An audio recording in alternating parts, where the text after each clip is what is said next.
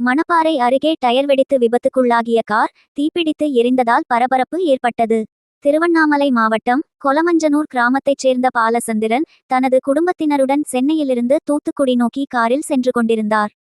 இன்று காலை திருச்சி மதுரை தேசிய நெடுஞ்சாலையில் மணப்பாறை அடுத்த துவரங்குறிச்சி அருகே கார் சென்று கொண்டிருந்தபோது திடீரென காரின் இடதுபக்க டயர் வெடித்து கட்டுப்பாட்டை இழந்து சாலையோர மரத்தில் மோதி விபத்துக்குள்ளானது. மேலும் கார் திடீரென தீப்பற்றி எரிய ஆரம்பித்ததால் பரபரப்பு ஏற்பட்ட நிலையில் காரில் இருந்தவர்கள் லேசான காயங்களுடன் வெளியேறி உயிர் தப்பினர்.